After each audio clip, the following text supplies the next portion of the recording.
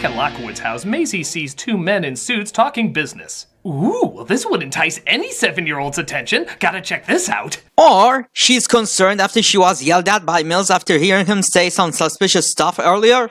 No more delays, okay? If we don't get those animals... Not now, Maisie, thank you. If we don't get those animals... I said not now! Oh, I'm sorry. I thought I was talking to someone who actually pays attention to what he's talking about. In one word, ouch. Our geneticists have created a direct descendant, the animal that took down Jurassic World. It follows human command. Ah, you're making another dinosaur based on the one you couldn't control before that destroyed an entire park. I see no problems here. Proceed. It's the same shit as the last one. We have a genetically altered dinosaur again. So anyway, they have apparently created a brand new dinosaur to rival the Indominus Rex called the Indoraptor. It's the Indominus Rex, but smaller and without the ability to camouflage or the ability to be undetectable thermally. Also, it has a yellow stripe. How is this an improvement? Well, he goes on to say that thanks to Star-Lord's research, it follows human commands. I can't wait to see how they're going to explain that nonsense. And that is coming from someone who is a fan of this franchise. The Indoraptor was foreshadowed in the previous movie. You idiots. Imagine that one, fraction of the size, deadly, intelligent, able to hide from the most advanced military technology. A living weapon unlike anything we've ever seen. Meanwhile, back at Lockwood's, I guess big surprise is made. Dr. Wu is helping them weaponize the dinosaurs. Blue's DNA will be part of the next Indoraptor's makeup. When did this guy go from just the person next to the dinosaur eggs to the world's biggest DNA splicing supervillain? I'll tell you exactly when. This nod. That nod was up to something. Or, you know, from the previous movie. The board will shut down this park, seize your work, everything you've built. And Hammond won't be there to protect you this time. All of this exists because of me. If I don't innovate, somebody else will. You are acting like we are engaged in some kind of mad science. But we are doing what we have done from the beginning. Hey, look, they like each other again. Yeah, seeing how their chemistry made no sense, it was out of nowhere in the last movie, I guess it makes sense to do it once more. I refer to my Jurassic World response where I explain their relationship. And this is all really stupid. And yet it only gets worse. But wait, this is a movie starring douchey hipsters. Painfully forced Trump joke. Take your own damn samples. What a nasty woman. Whoa, whoa, whoa! I'm sorry, Stephen Colbert, SNL, and countless internet memes, you need to retire. Jurassic World has won the battle of political commentary. And here everybody thought Fahrenheit 11/9 would be the film to bring Trump down. Okay, nobody thought that, but nevertheless, Jurassic World has beaten you to the punch. Oh, thank you so much, writer of Monster Trucks. You have given us a voice.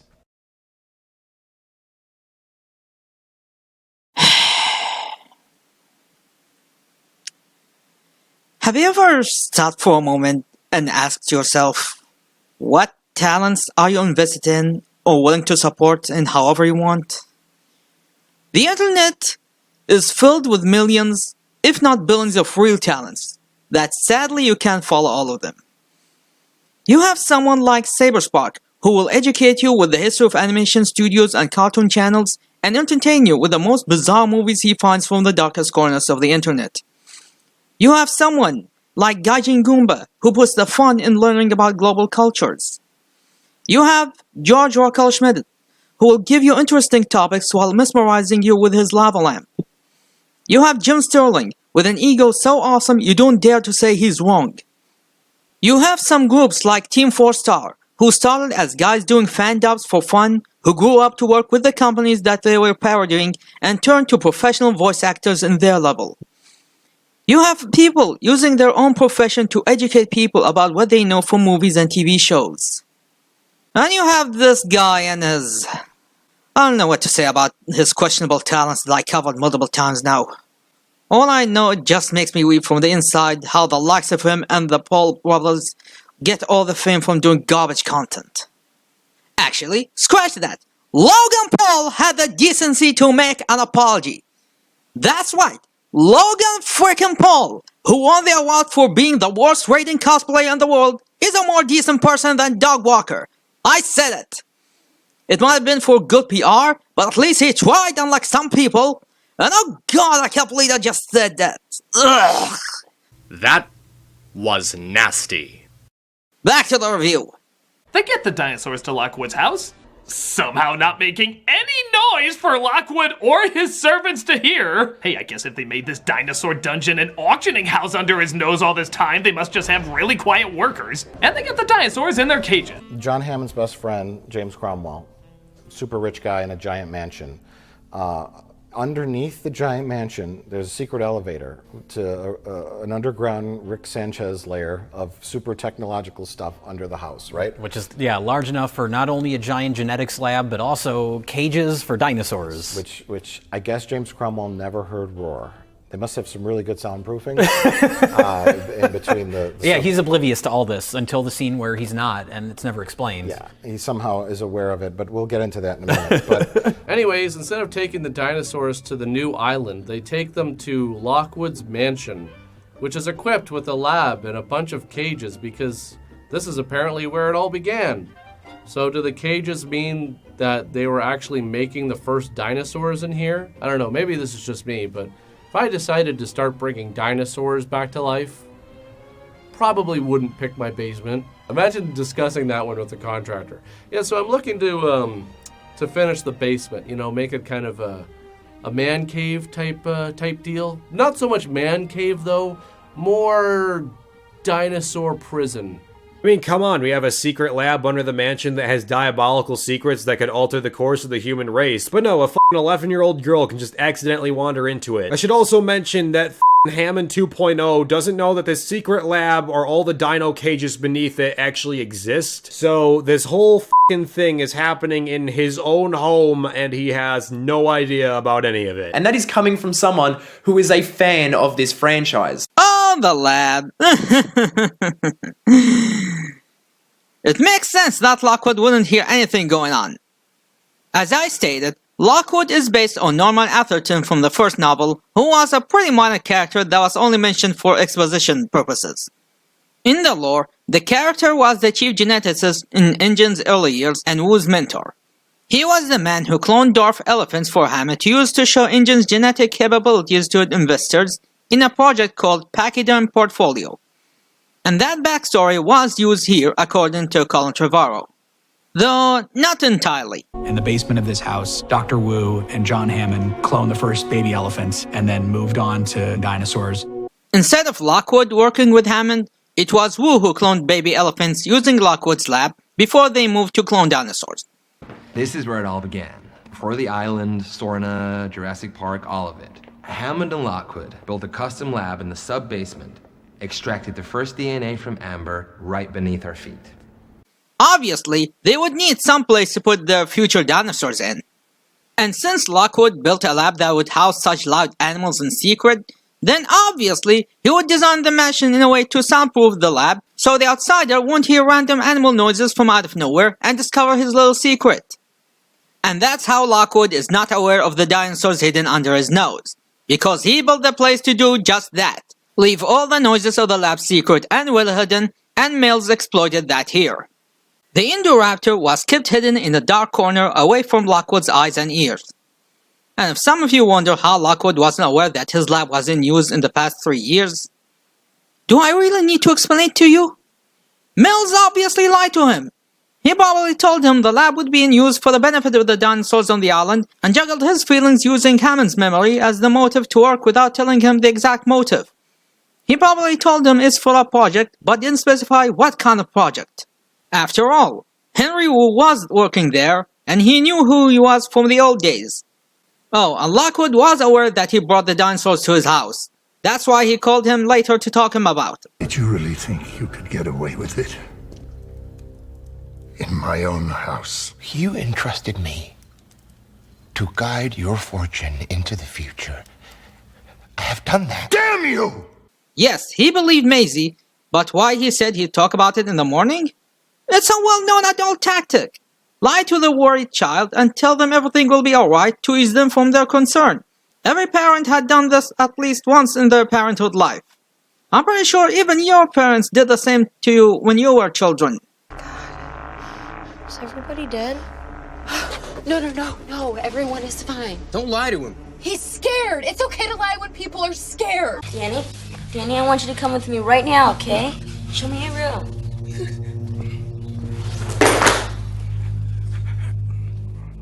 And hold on a second. We have a Gothic-style mansion situated in the mountains, in the middle of the woods. There's a secret high-tech lab in its basement, and in that lab, they make super advanced bioweapon monsters. Something about it sounds familiar. Hey, Tyrant, what do you think? Yeah, I know. It's in the tip of my tongue, but I can't quite recall it. So anyway, the bad guy doesn't call the cops and kills Lockwood. Meanwhile, Owen and Claire are found out and captured. Hello. You should have stayed on the island. Grab them by the pussy, men. Build a wall to keep them locked up. Shut up! Maisie ironically uses the trick that the Raptors use in the Jurassic Park parody from the Critic, proving this pretty much is a parody of a parody. And even then it seems pointless because she climbs out of a window a moment later. Well, why didn't you just have her climb out of her bedroom window to save time? No wonder we still have an hour left. Stop writing pointless shit. That's what she did, you idiot! She took the key to unlock her door, but she saw Gal standing outside the room and went to her window so they wouldn't spot her. Last time I checked, I thought your species was the smart one. Oh, trust me, we are not as smart as we think we are. So the auction begins as all the world's most darkly dressed supervillain leaders come to bid on the Flintstones garage sale. Meanwhile, they bring out the leftover wrecks and tell them it's not being bid on because it's only a prototype. Then why are you showing it? Are you trying to cement your place in the ever-growing dinosaur auction market? I feel like you got the seal on this for a while. 20 million! 41! They bid on it anyway, which once again is a pointless scene because Owen comes in to stop them. Again, you could have cut that and not miss shit. Let's put it out on the auction block just to show them. We're not going to auction it off, but we're just going to put it out there for no reason. They have no like solid concrete plan. Yeah, and then people start bidding on it, Yeah. and so they're like, "Oh, this is like, good." And then they show them like in a like a cartoony shot, they're like hundreds of millions of dollars. It's just like a ticker, like a spreadsheet that's just like constantly adding up money. It's so dumb. This fool is terribly misinformed. Oh, the auction. You guys never seen a real auction, haven't you? And no, I don't mean eBay auctions. Luckily, there are clips of real auctions available online, like the auction of Leonardo da Vinci's Salvator Mundi that was held in New York on November 15, 2017, that sold for $450 million, making it the current most expensive artwork sold in history and soon to be displayed at the Louvre of Abu Dhabi. Look at the people bidding here as well as the announcers. Why, don't they look exactly as the characters we see in the movie? People laughed at the people here saying they're stereotypical rich people and making evil mustache jokes, but in reality, that's the kind of people attending these events in real life. What, you expect them to be in their casual street clothes or something out of a cheap Discovery Channel reality show? Don't want to ruin it for you people? Well, these shows are staged, you know that? Some had also complained that the bidding prices are too low for the dinosaurs. We then see the auction is in full effect and the assets are being sold for millions. Wait, millions? I honestly would expect these things to sell for a hell of a lot more considering every aspect of what they represent and how difficult they are to acquire, but there we are. Not going to focus on that. Not a dinosaur salesman, just a YouTube scientist. Even when Hammond 2.0's son starts telling him he can make upwards of $100 million that very night, the guy's like, that's pocket change. I estimate 4 million per species. 4 million is a slow Tuesday where I'm from. Except once again, that's how auctions work. You don't start with the big guns from the start. They start with the minor stuff that don't get much demand but still have their own worth because everybody knows the valuable stuffs are coming later and they'll save their money for that moment. Also, by starting with a low price, it encourages the bidding war and allows for more participants to take part in. Look, if you want to create an addict, you have to give him a taste. It's even more prominent when the bidders are given the full list of auctioned items, so they choose from the start what they're going to bid on and ignore everything else. Anyways, they start auctioning off the dinosaurs to rich people because I guess some of them want them as pets or to use them as weapons. They will be here tomorrow, and your buyers won't be disappointed. Trust me, whatever their interest, agricultural, industrial, sport hunting, we will have something to suit them. 11 species, each with unique biopharmaceutical properties. And these guys are the development rep for Aldaris Pharmaceuticals. Great. And the guy in the beard is a proxy for Gregor Adalrich, Slovenian arms dealer. Our equine buyers. Moran Magnus and Royal Magnus. What's their interest? Strictly personal. His kin wants a baby Triceratops. And once again, we didn't see the entire auction happening. For all we know, the Apatosaurus, Triceratops family, or even Roberta would bring millions, if not billions, because they are the most famous dinosaurs in history.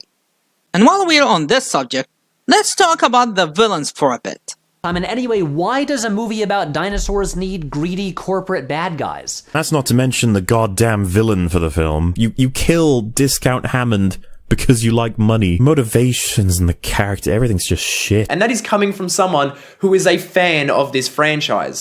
Because the franchise always had greedy businessmen from the beginning. John Hammond was your first greedy businessman of the franchise. An old jerk who cared for nothing but profits. His greed blinded him from security issues and the danger of bringing back some of the most savage creatures to the modern world. And when the catastrophe of the park occurred, with many people ended up dead by his little project, he blamed everybody but himself. He blamed all his staff for being incompetent, focusing on the wrong things and their lack of vision, when it was him who cut corners all the time by not spending anything for proper security measurements for the park. He was so delusional, he immediately went to plan for his next park on another island and going back to his embryo storage to do all over this again, all the while Malcolm was dying next to him. He was so nasty, he hated his grandchildren's presence and commented that bringing them was a mistake that destroyed the island.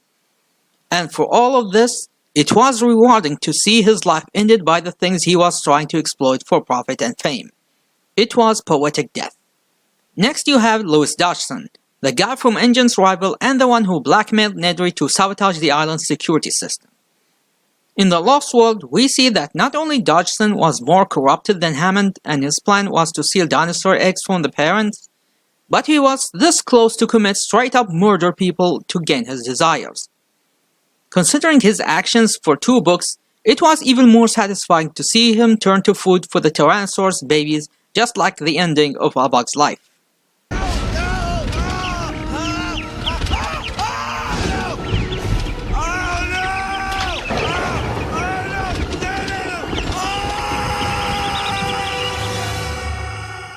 Mills is practically a combination of the worst traits of both Hammond and Dodgson.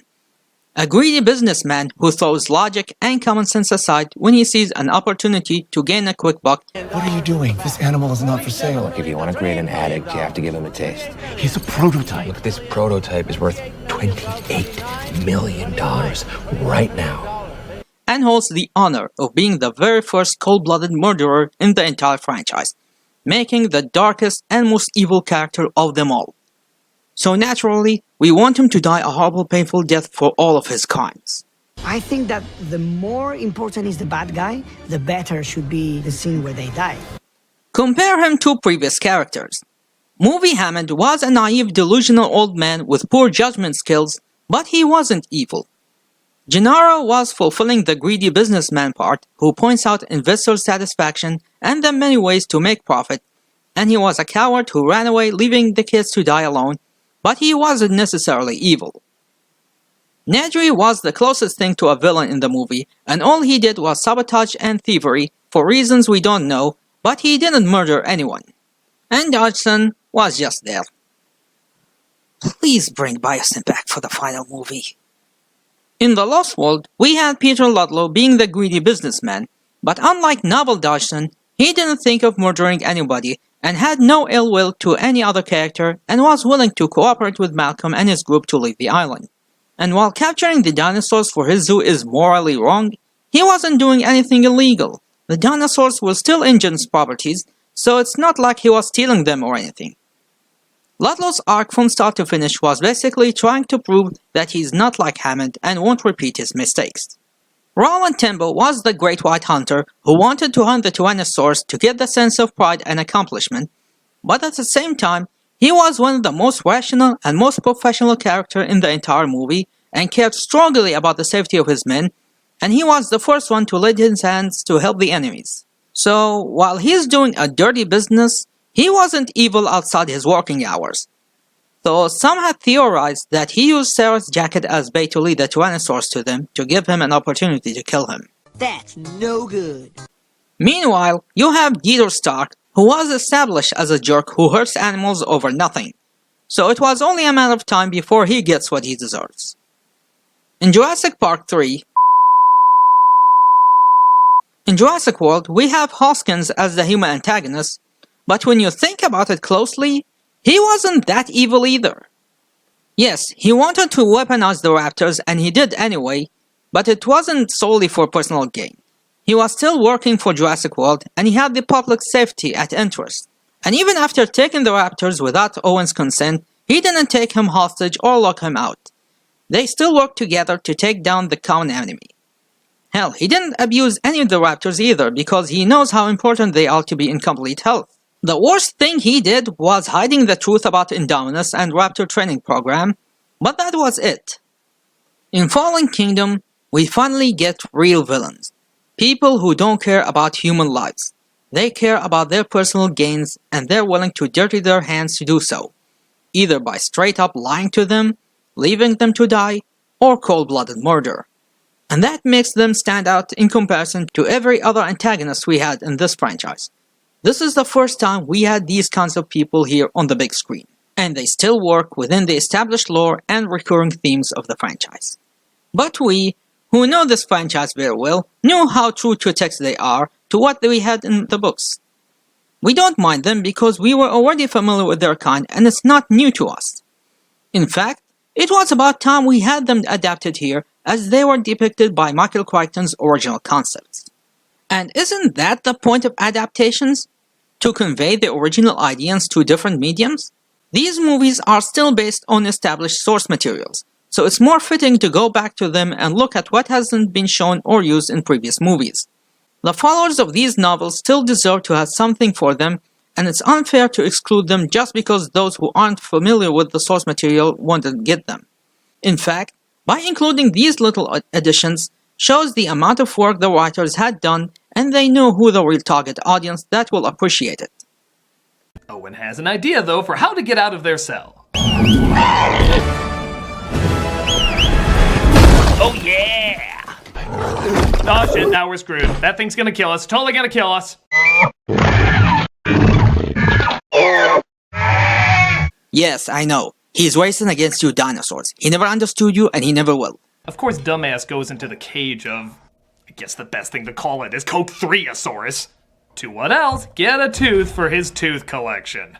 What follows is amazingly not the stupidest thing in the movie. What a pity! You just activated my trap card. Wait a minute, buddy. Your trap card? What made you think it was your plan? Where there's a dragon, you'd bet I'd be there. But I'm not a dragon. Wait, you're not a dragon? What a ripoff! I'm gonna play with real dragons, thank you very much. Who was that guy anyway? She smiled at the camera! She goddamn smiled at the camera! It's official! We're in a Weird Al video! We are seconds away from this thing just straight up talking! I have no words. Here's a little secret. Indoraptor didn't kill Wheatley because he wanted a tooth. He killed him because he assumed his gender behind the scenes. What a good girl. Oh, she's a good girl. Yes, a good girl. Okay, unlike last time where he stupidly called the Indominus Rex a big raptor,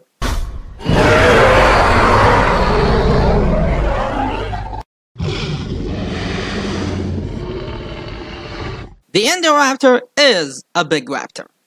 Though I don't know, calling it a hybrid between Indominus and a Velociraptor, isn't it like saying a centaur that's hybrid between a centaur and a horse? I love the Indoraptor, or Ripper as some like to call him. While Indominus was like a raging wild animal, Indoraptor is really evil. I do like his design. It's not just a downscaled Indominus, and he has slightly modified features to make him look different enough. Especially that he's modeled with horror movie monsters in mind, but still not monsters looking to look out of place for this universe. The first time I thought about Jurassic World Fallen Kingdom, I thought about what was my first reaction watching the very first Jurassic Park. Turn the light off! And I remember the fear of being in front of a T-Rex. And the suspense of the kitchen scene with the velociraptors.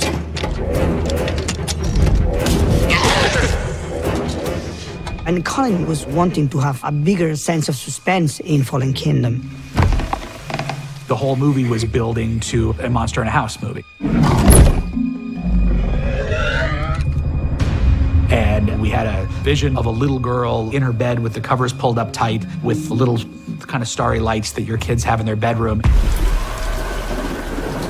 When this idea of doing this like feral creature came, and make this the villain creature of the story, the monster, the first reference for J.A. was Dracula. When I was a kid, one scene that provoked nightmares for months was Frank Langella playing Dracula in John Badham's version. And I remember Frank Langella crawling down and sneaking in through the window, upside down. From the moment I read that on the script, the Indoraptor is sneaking in through Macy's window, I thought it was the same idea, and I wanted to bring back that fear that I had. That scene is a homage to John Badham and that version of Dracula. I love making movies. He's crawling at the bed! It's one of my favorite scenes in the movie, if not my favorite. That simplicity of a scared little child and a vicious dinosaur in a tight, confined space, I think is incredible. The Indoraptor, obviously, taking elements of dinosaurs we know were real, such as velociraptors, and dinosaurs that were already genetic, such as the Indominus Rex on the last film, and inventing a new dinosaur from scratch was incredibly exciting. A lot of it came from early animation tests, seeing what looked scary, and then conversations with Jay about trying to find that personality for Indoraptor.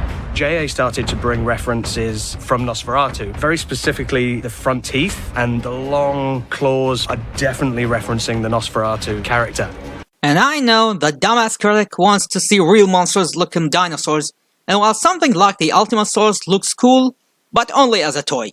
Having such bizarre monster like that would not fit Jurassic Park, and the makers were all about it ever since they used the Spinosaurs in Jurassic Park 3. The Spinosaur was one of my favorite dinosaurs to design because it's huge. It's bigger than a T-Rex. It's got a head of a crocodile basically, and this giant fin sail on its back. So the challenge was to make that look real and not monster-like. I also like to think with the quills and the collar stripe as a throwback to the males of Jurassic Park 3. Though I have to say, I wish it showed more of his status as a flawed clone. It is there with the flaked scales across his body, but it's too subtle to notice. Early designs showed more emphasis on the body horror, like this one with his face covered in warts. To take the Indoraptor and look at that as a further genetic experiment is a really exciting possibility, and the idea that this is not necessarily 100% successful. We're seeing degrading of skin or flaking of scales. But I guess they needed him to look normal to sell as a regular dinosaur. Then again, that didn't stop them from releasing dinosaur toys with battle damage. But when the design doesn't show his ill status, his body language and physical quirks compensate for that. J.A. also introduced a very interesting concept, which is that this dinosaur is not a finished product. So there's all sorts of imperfections that were pretty exciting to bring to life. He has all sorts of facial tics. It was an interesting challenge trying to figure out how to portray involuntary twitches and tics, where the head would sort of twitch in an odd, uncomfortable way, and the shoulders would twitch in sort of a strange way, and just creating this sort of uncomfortableness when you were watching the character on screen. And will someone give him some cough drops? The Indoraptor was also going to have a white sister, but they decided not to, and that's for the best, as it would make him even more of a copy of Indominus. Though if there is a deleted scene I wish they had kept, is this scene where he plays with the human skull and explain why his cage is so dark, which would also foreshadow Wheatley's death. The first Indoraptor scene that was cut from the film had the beast playing with a man's skull inside of its cage, inferring that the animal had already dined on human flesh far before it was released in this movie's second act. Now, the story behind this deleted scene can be found inside of the junior novelization that has been released to accompany the film, but it's also been described by one of Fallen Kingdom's concept artists, who you can find on Instagram as Jama Drabaev. Apparently, there was supposed to be a scene where someone would ask why the Indoraptor's cage is dark, and the explanation was going to be that at one point in time, it indeed had a light, but when the light bulb went out, a technician made his way into the cage in order to replace it. That same technician never came out. We were supposed to get a line of dialogue here that told us this was how Eli Mills and the others figured out that it took 3 trank darts to sedate the new Indoraptor, which means it would have been used as a little bit of foreshadowing to Wheatley's death, wherein he shoots 2 darts into the animal before it fakes its own defeat. I'm awesome. Sorry, ladies, but we all know who the real winner is.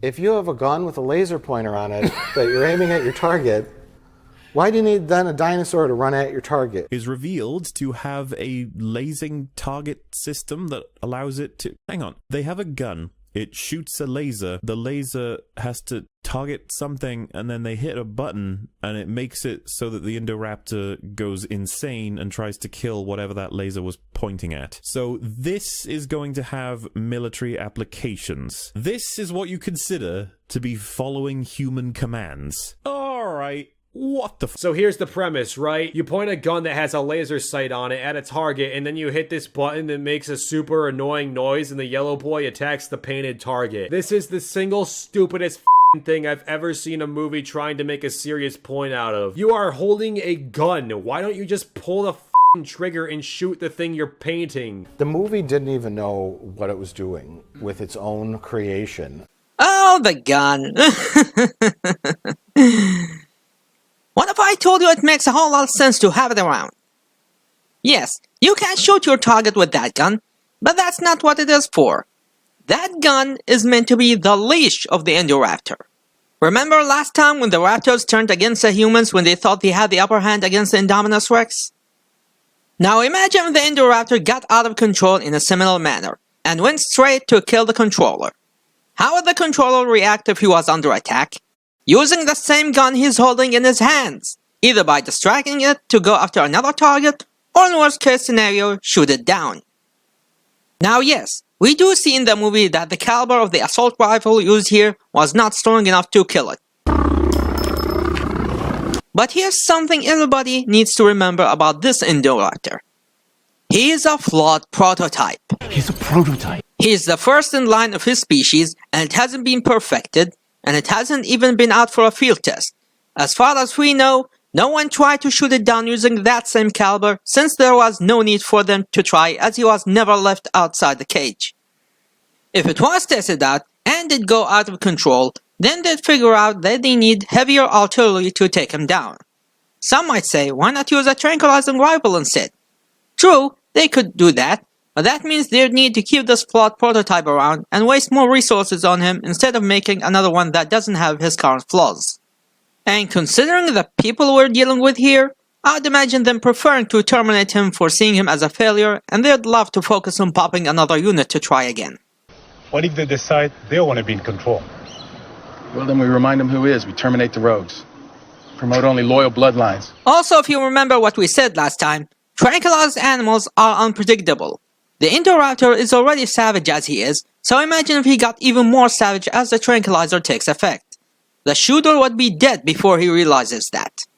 Also, as we saw in the movie, the Indoraptor is smart enough to play a possum when he was shot by tranquilizing darts. Who would be stupid to go near him after this? One thing that ought to be kept in mind, the gun is not the important part here. It's the laser targeting system. Imagine this. You are a soldier sitting on a cliff or hiding in a faraway spot with the Indoraptor next to you, and you aim the laser at a target far away it can't see you. That is where using the Indoraptor as a weapon works, and that's probably what they had in mind, not in the same way it was used as a demonstration here. And no, using a sniper rifle wouldn't work because sniper rifles are slow to load, they're not appropriate for close quarter combat, and they're not strong enough to kill him unless you bring in a 50 cal weapon, but that means bringing in a very heavy weapon with huge kickback, which is not the kind you want in a situation that requires quick reflexes.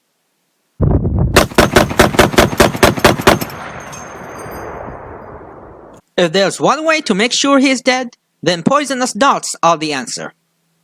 And for those who say darts penetrating his skin but not rifle rounds is a plot hole... So next up, there is a scene where Star-Lord shoots Yellow with 3 live bullets. It does nothing, and he runs out of ammo. I don't even with this f***ing film. Is Yellow immune to bullets now? You even gonna bother explaining that one? Of course not. This fool is terribly misinformed. It's the same way with elephants. Their skin is too thick for normal rounds, but a dart can penetrate it. Darts can penetrate his skin, and they don't make much recoil. Assuming they didn't design to be immune to drugs or poison, that is. I'm just saying, it wouldn't hurt to have some sort of backups in case your dinosaur body felt rebellious. Oh, and did I say that this Indoraptor is a flawed prototype? He's a prototype. Because it's a flawed prototype. He's a prototype. Okay, should I be offended every time you say that I'm a flawed prototype? Maybe I will stop calling you that if you stopped eating all the time. Can't help it. Flawed prototype, remember? Always hungry. An assassination is not the only use of these hybrids. If you recall... Drones can't search tunnels and caves, and they're hackable. The minute a real war breaks out, all that fancy tech is going to go dark. They might as well be used for general infiltration or cause a distraction in the enemy's base, while the soldiers go after a specific target, leaving the Indoraptor have his fun, while they're carrying the mission the same way Venom Snake uses DD in his missions.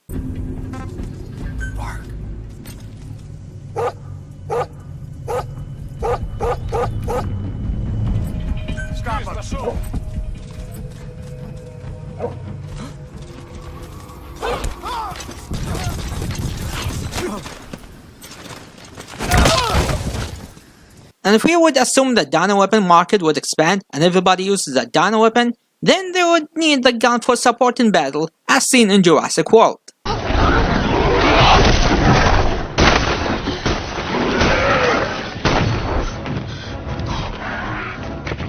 Reminder, flawed prototype.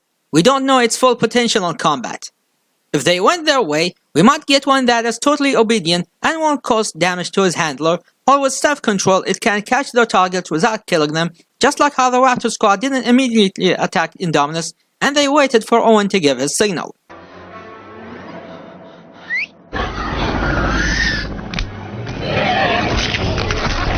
Unfortunately, we're not gonna see this because we are not getting more hybrid dinosaurs in the next film. And that's how having the gun totally makes sense here. And while we're on the subject of weaponized dinosaurs, let's talk about that for a second.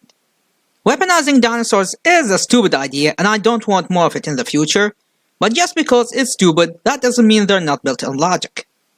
To spare you 15 minutes of endless dumb rants on why none of it works, let's get straight to the point and explain how it works.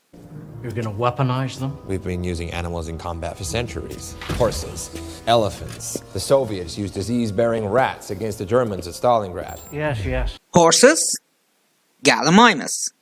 Just like how Han chose to use the Tauntaun instead of a vehicle to search for Luke in The Empire Strikes Back. Back then, no one complained about using that instead of a vehicle, and no one said it was stupid to waste food and water on these creatures. While we do have cars and other vehicles of war, they can't go everywhere. Cars can drive across rough, narrow mountain areas. They can drive in thick jungles. They can drive in swampy areas. Not to mention that they can create a lot of noise that would grab your enemy's attention. Take a note from Dino Riders. Excellent. Now some Struthiomimus for mountain traveling and we're all set. Are you sure these Struthiomimus know their way around the mountains? Relax. They're as comfortable here as you are in the air. Just like how huskies are used as sled dogs in snowy areas where cars can drive through, certain dinosaurs like the Gallimimus can be used to travel in mountains and thick jungles. Dinosaurs that are large enough to carry a person, but small enough to not stand out. And you would think that is silly?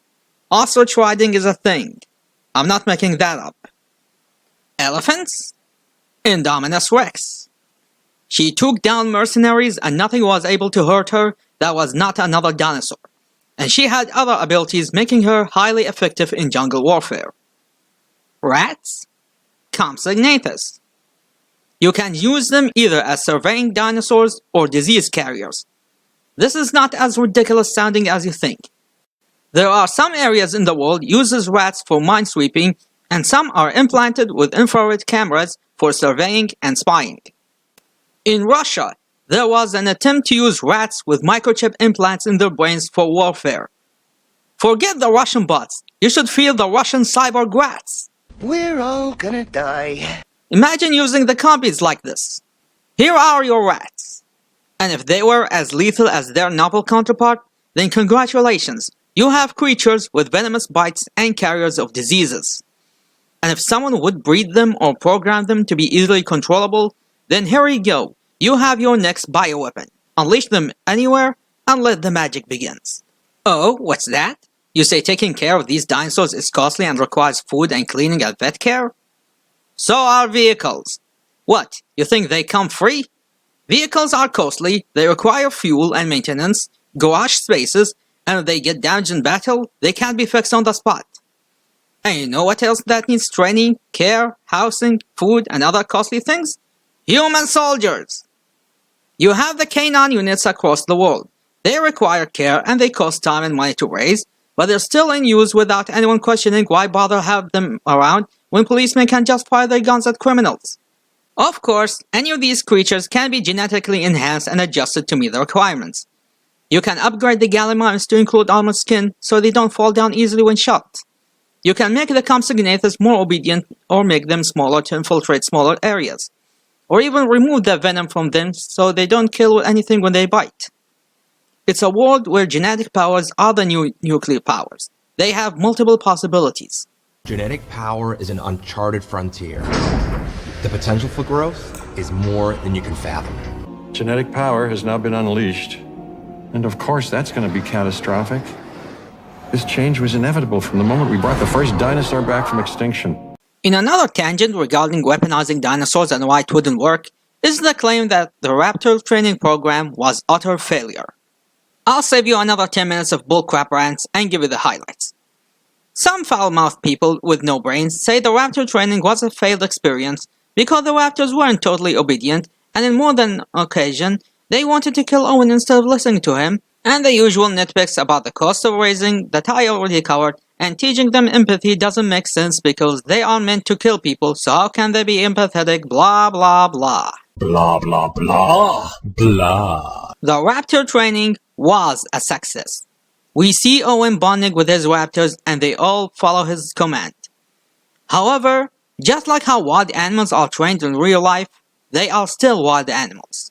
Wild animals are not trained the same as domesticated animals. Training a grizzly bear is not the same as training a house dog.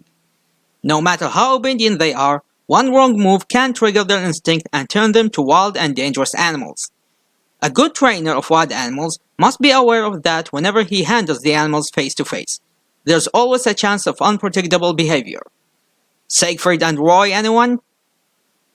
Owen was aware about this, and he did say several times that these raptors are still dangerous. The wild animals, Hoskins. Trust me, you don't want them in a field. Are they safe? No, they're not. But he also said the relationship between them isn't a matter of control, but of mutual respect and trust. Since you're able to control the raptors. See, it's all about control with you. I don't control the raptors, it's a relationship. It's based on mutual respect. Oh, no, hold your fire! Hold your fire, do not fire! Put 12 amps in these animals, they're never gonna trust me again. When it comes to tactics, Owen displays the appropriate tactics when facing the animals face to face. Standing tall, shouting, and keeping eye contact, which is also the technique used in bear encounters. Playing dead is a myth. When you face a bear, you make yourself look bigger, make loud noises, but most importantly, don't run. Running will make the bear look at you as his prey and he will chase you. Okay, we got you on our scope. Just keep moving. Where are they? Fine. Look, you've only got 30 meters to go. I can hear him behind me! Don't panic. I'm having trouble picking up. Where are they? Help right now.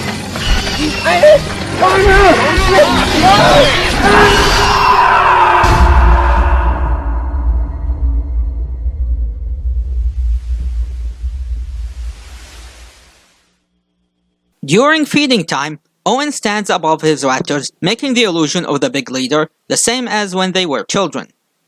On the ground, he uses the same idea. He looks at them in the eye, yells at them, Stand down. Hey! What did I just say? and never shows his back to them. Don't ever turn your back to the cage. The raptors attacked him only when he showed them his back and rolled backward, giving the illusion of a weak prey. This is Delta. She's one of the holdover theropods, one of the survivors from the second group. Now watch this. I show any sign of weakness whatsoever. See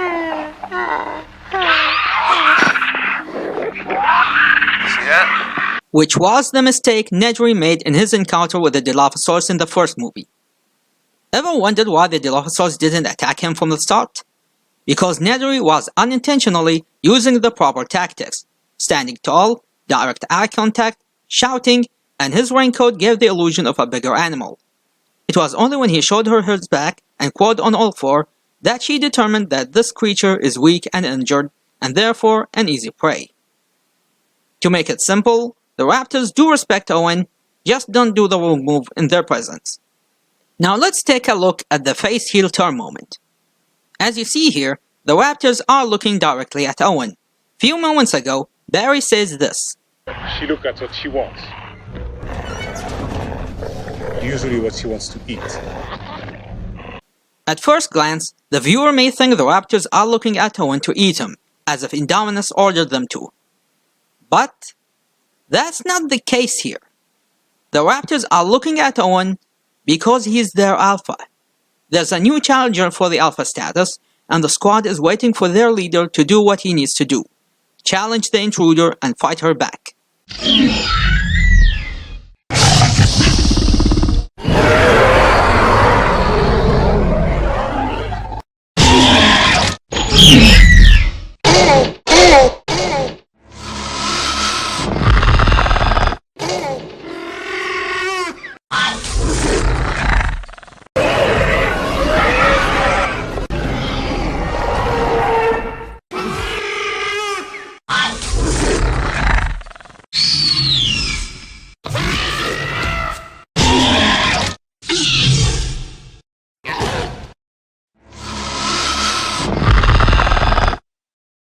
Unfortunately, before Owen gets to do that, Hoskins ignored the plan and attacked first. Light it up! Engage! You know, most of these problems wouldn't happen if they just listened to Owen. Wait for my signal. Hold your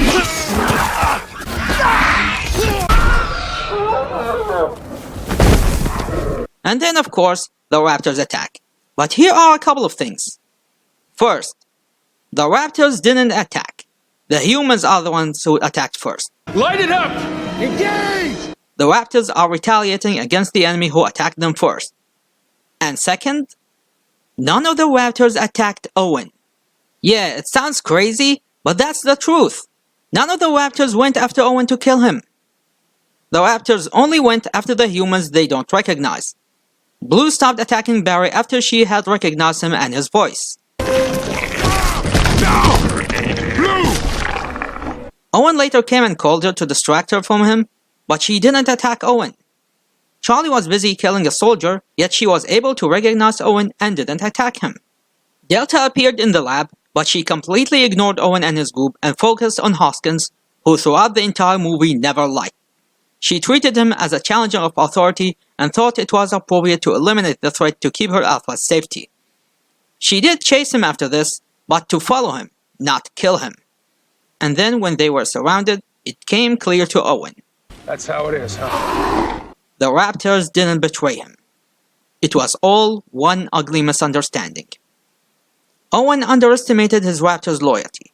All this time he saw them as dangerous animals, but their loyalty to him was far beyond what he anticipated. Even after all of this, Blue still wanted to stay with her father figure, but it was the time for her to leave the nest. Indominus, Indoraptor, and even the original Jurassic Park raptors were raised in terrible conditions. They weren't taught appropriate social behavior. They were raised isolated with no one to interact with, and the only thing they had attached to it was the thing that gave them food. How long has the animal been in here? All its life? Never seen anything outside of these walls? We can't exactly walk it. And you feed it with that? Is there a problem? Animals raised in isolation aren't always the most functional. Your raptors are born in captivity. With siblings. They learn social skills. And I imprint on them when they're born. There's trust. The only positive relationship this animal has is with that crane. At least she knows that means food. They were housed in small, confined areas without the freedom to unleash their full energy. Ever wondered why the Indoraptor always crawls on all four even after leaving his cage? Because that's the environment he was raised in.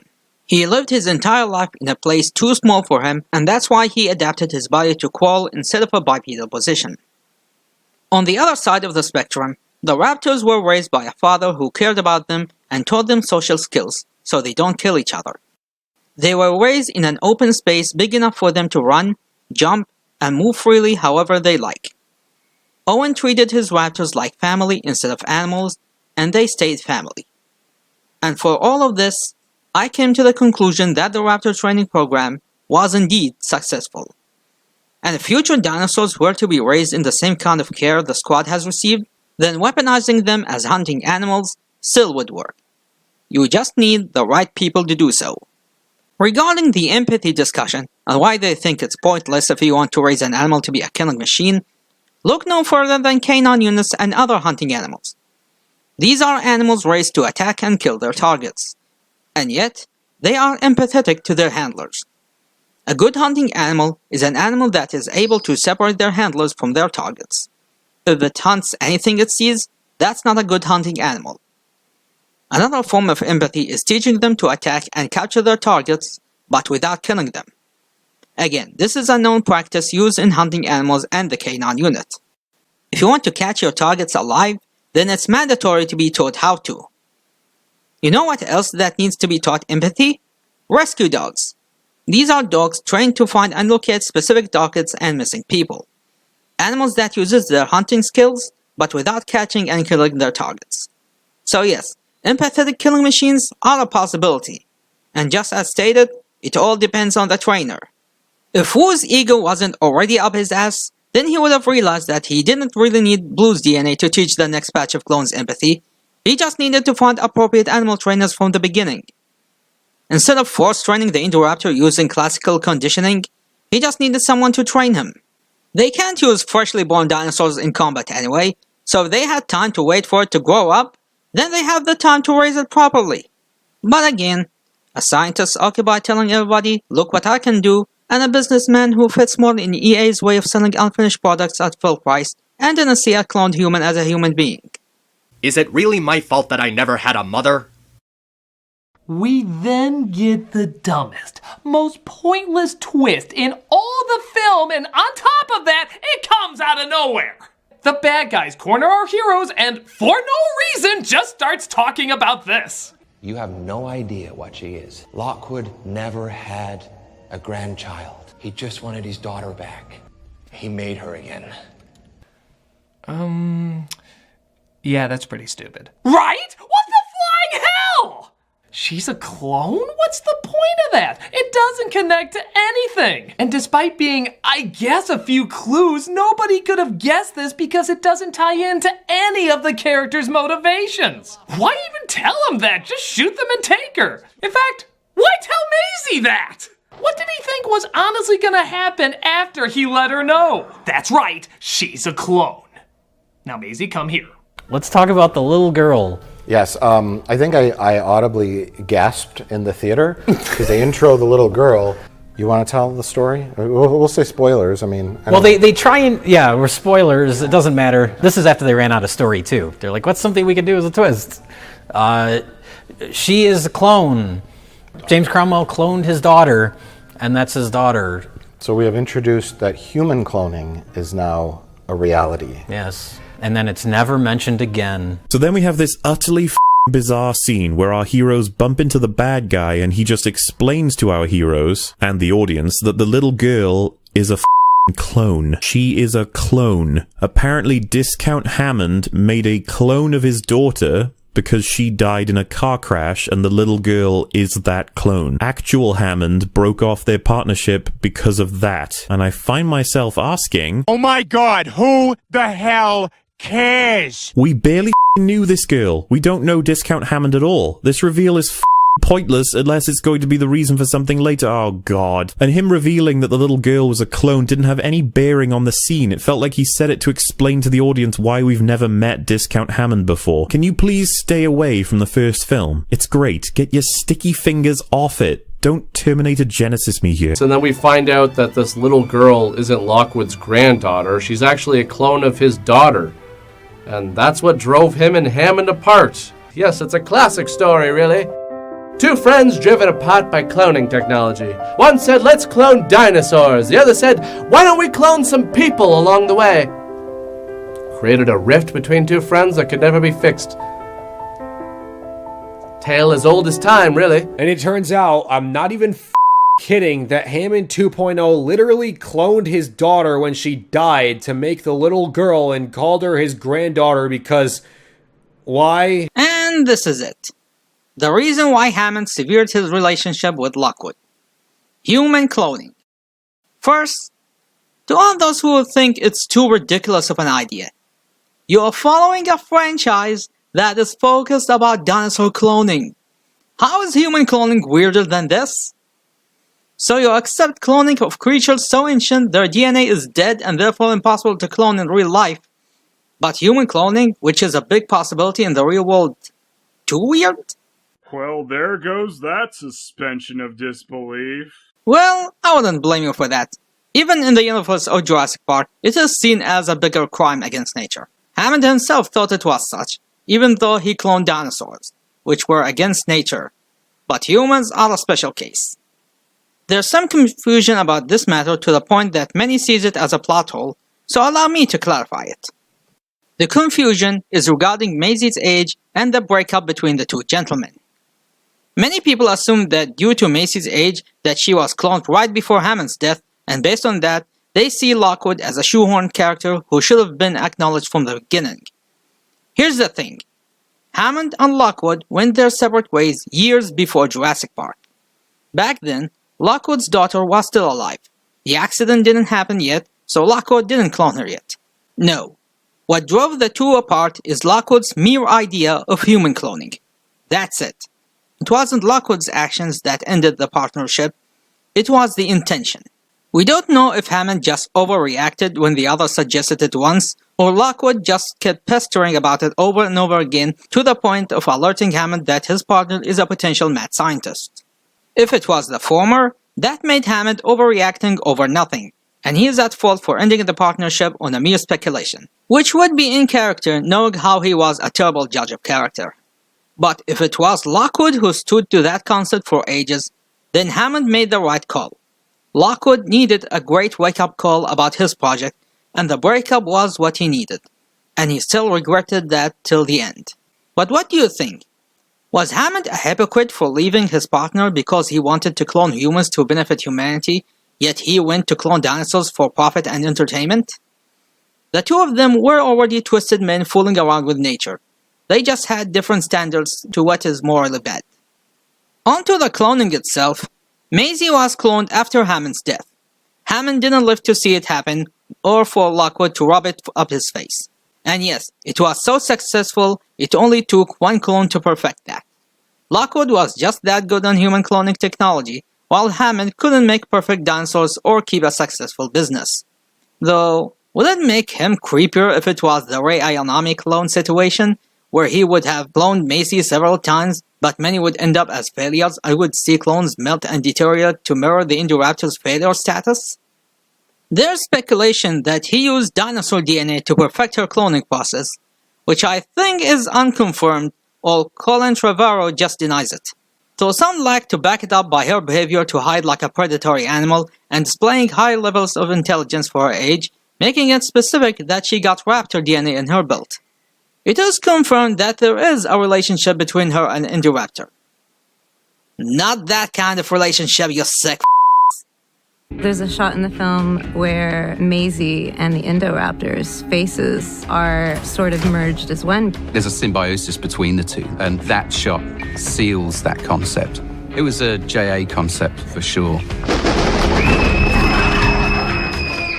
But it's also a reference to Red Riding Hood. Maisie is seen wearing a red jacket, she is chased by a feral evil creature that resembles a werewolf, and they even reversed their roles by having Red Riding Hood sleep on the bed instead of the big bad wolf, which all fits with the horror theme they were going with in this movie. Some people also joke about Indoraptor chasing Maisie because he was programmed to chase a red dot that makes a loud noise, and Maisie is wearing red and makes loud noises, thus makes her his target, and that's why he's always obsessed with her. Then, the reveal. There were clues foreshadowing the truth about her, since her first appearance. If you go back to Claire's visit to the mansion, sharp-eyed viewers would notice her entering the scene without anyone noticing. Then Claire asking Mills if she was Lockwood's daughter, which means Maisie wasn't around when she visited 7 or 8 years prior. A granddaughter without knowing if a daughter was around?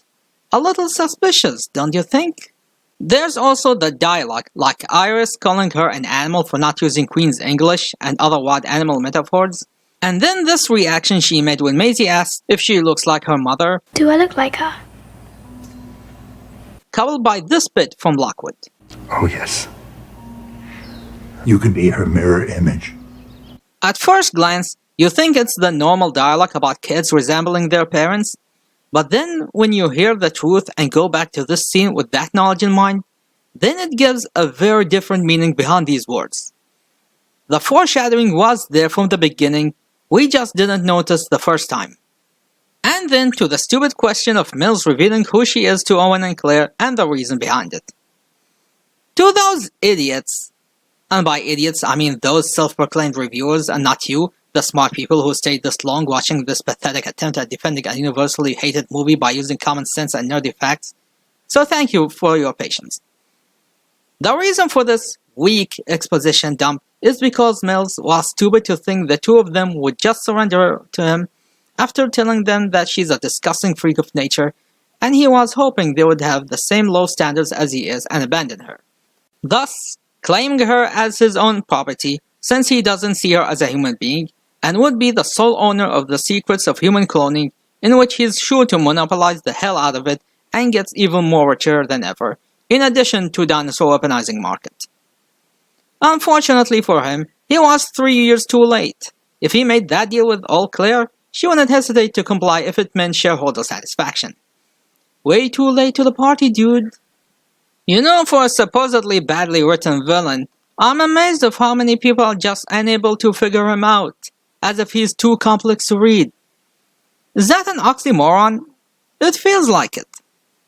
And the who gives a shit Saurus tries to hunt down our heroes as the rest of the movie pretty much just turns into Yoshi's Mansion. Boy, this weaponized killing machine is kind of a dumbass. She can't even find them when they're literally under her nose. And even when she does, she's so goddamn clumsy you'd swear the Scream Killer gave her stalking lessons. Oh yeah, use your heightened sense of smell to completely miss that they were right in front of you. And we see the kid who figured out this giant evil conspiracy, thwarted the bad guys at every turn, and even managed to outsmart a prehistoric predator, is now hiding under the covers for safety. It's one of the bugs of cloning. They can find ingenious escape routes along dangerous ledges, but think bed sheets are indestructible bomb shelters. Pfft. Honestly, it's almost as bad as our bug with cloning dinosaurs, where even when they find their prey, they just slowly wave their fingers in front of them rather than attack like every other instance. What I'm trying to say is science is stupid. Then the next scene, the little girl's hiding in her bed. An Indoraptor comes down outside the window, gingerly opens the door handle with his fingernail, and comes into the room. It's very quiet and yes. Yeah. So what is it? A bloodthirsty, out of control, mindless, wild animal, or super intelligent creature? And then, instead of escaping, Yellow has decided to chase the ever-loving shit out of the little girl to the point where it climbed all the way over the roof of the mansion to the other side and drops down into her room where she's hiding. Why not escape, you turkey. You're supposed to be intelligent. Stop hanging around. This fool is terribly misinformed. He has a personality. He toys with his prey and loves to troll them and injects fear in them, watching them crying before he kills them, and I love it. Now, I'm going to close my eyes and count to 10. It makes the chase more interesting. For me. That's the fun of the hunt. Always give them the illusion that they got a chance in escaping from you. Watching their desperate faces when you catch up to them is always a delight. The Indoraptor, it's the perfect weapon. And it's the most dangerous dinosaur we've had in any other movie. It's a dinosaur, but it's really a monster. The Indoraptor is not a majestic creature. It's a homicidal maniac. That epic choir music comes back. Again, totally warranted for such a giant epic image like a raptor on the roof! My god, it's finally happening! Oh, screw you! That's one of the most awesome shots and cements the throwback to the classic horror movies as I stated earlier. But you're just busy mocking it, you missed the point for the sake of cheap entertainment. What's the matter? Feeling blue? Oh, you just got blued out!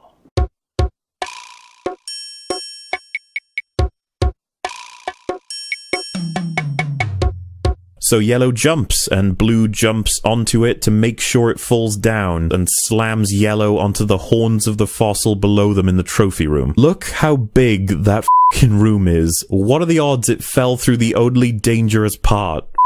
You. So the Indoraptor is just dead. Died the exact same way as the Master did, for fuck's sake. And she launches herself at the yellow boy and pushes it through the roof, and it gets impaled twice by the conveniently located Triceratops horns below it, and it dies. Man, you guys were really betting everything you had on it just happening to fall on those horns, weren't you? Could have easily hit everywhere but the horns, but yeah, sure, okay. So you spent a huge deal about the villains being too obvious. But you didn't notice the obvious checkout gun sitting right in front of you? You really do need a lesson in the art of foreshadowing. This Triceratops skull was obviously going to play a big role ever since the first promotional image was revealed. Just look at this. This obviously tells us that this giant skull in the middle of the room where this unknown character at the time is looking at is definitely going to play a big part in the movie. We see in the movie the amount of attention it gave to that one specific fossil in the room. We see the characters spent a good amount of time around that one specific piece in comparison to other pieces. And when we have this creature that no bullets or other dinosaur could kill, then the next option is using the environment, which let you use the biggest thing in the entire place to finish the job. The choice of the Triceratops is also clever. Not only is it one of the largest ceratopsians out there, but with horns that are specifically pointing upwards instead of pointing forward like most of the dinosaurs in the family. You have some members like the Diabloceratops, but its horns are too short to kill Indoraptor. The Judyceratops could do the same, but the horns point a bit lower. Nope, the Triceratops was the best option for this situation. Some may say, shouldn't the skull shatter under his weight? Perhaps, if he fell on the skull itself and not the pointy horns. That's the key here. He didn't fall on the skull, not on the horns themselves, but on the tips on the horns. We know the skull is strong enough that not only Indoraptor stood on it for some time, but also jumped from it without showing any sign of damage. And there's another reason why it didn't shatter. That's not a real fossil. Real fossil pieces are not displayed in museums. They are kept in storage behind the scenes. What we see assembled and displayed are models or replicas. They don't show the real pieces because they know it's stupid to leave precious pieces exposed where anything could happen that would lead to destroying them. In fact, most of the complete skeletons you see are 90% fake because a large majority of dinosaur bones comes in shattered pieces. That's why we have so many iterations of the same dinosaur changing with each new discovery. That's why the discovery of complete skeletons are newsworthy. Now, how do I know this is a model? The frill is solid. Real Triceratops skulls have the holes in the frill, while the one we see in the movie have the holes filled in. There's no way they could mess up a real skull by filling it like that. And if this is indeed a model, not only does it explain its durability, but also why the horns didn't fill off their bases. That's some craftsman you got there. And it doesn't matter how tough your skin is. Any organic being taking a free fall on top of a pointy solid object will get a clean stab. Physics are great, you know that? And by the way, a skull killing a living dinosaur? Where do you think they got that idea?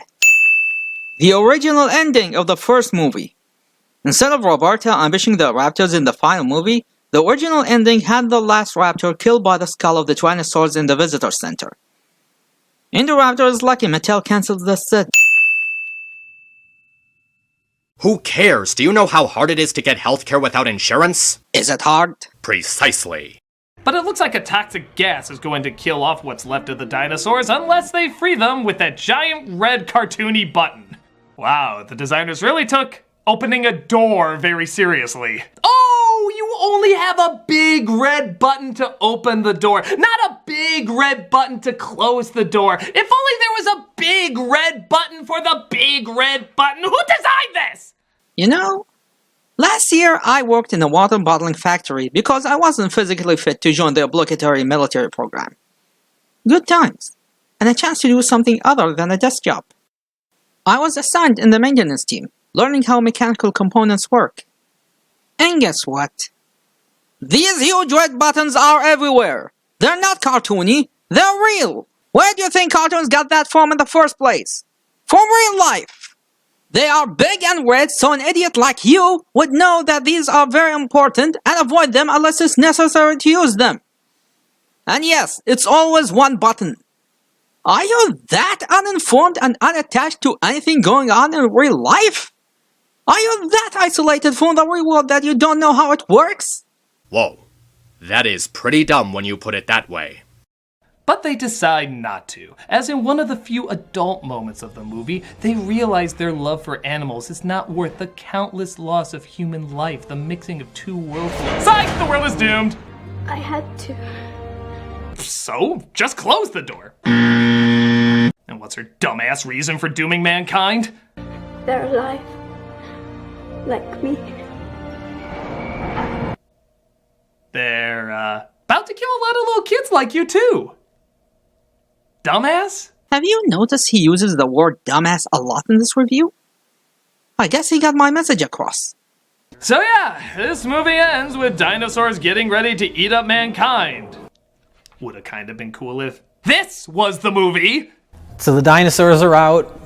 This was shocking to me. It was so stupid that this happens. But it's not over. Our heroes return to the control room because they have to decide to free the dinosaurs onto the world or let them die in captivity to Chemical X. They decide to let them die, since anything else would be a massive mistake. But, unbeknownst to the adults, the little girl hits the button and sets them free. And she says it's because they are clones like she is. What the woman? Are they actually employing the naive animal lover trope here as well? Come on! Do you know how many people these creatures will kill, have killed in your own universe? How many carnivores you just released? There are 4 adults in that room and you couldn't stop her? Why are you complaining? Isn't this what you wanted? Move the franchise further and make new developments? We know he's the bad guy, we know he's going to die, we know that man sucks. So can we stop repeating what we've seen a ton of times in the other films? Can we please get some new developments? Stop giving us protagonists who make terrible choices. That means no more going back to the island, no more trying to build dinosaur theme parks, and no more trying to take dinosaurs off the island. It's time to remember the lessons of Jeff Goldblum and move forward. Well, this is what you asked for. No more returning to the islands because they're dead. This time, we're not the ones going to the dinosaurs. This time, the dinosaurs are in our turf. We can't escape them like how it was done in the previous movies. This time, we fight to keep us safe from them. We are now having a real threat and we are forced to fight it. And to tell you what? This is the plot point I've been asking to see in the movies for ages. Yes, I wanted to get dinosaurs on the mainland ever since I read the novel. It was how the novel opened and how it ended. Dinosaurs attacking people, dead bodies found near the shores, dinosaurs multiplying in the deep jungles where no one can find them. It was only a matter of time before we get this on the big screen, And this was the payoff I've been waiting for. Going back to Maisie a bit, can you really blame her for what she did? Put yourself in her shoes. She was under a lot of emotional stress a child could take in one night. The one who cared for her the most was murdered. The mother figure who was by her side since birth was kicked out of her life.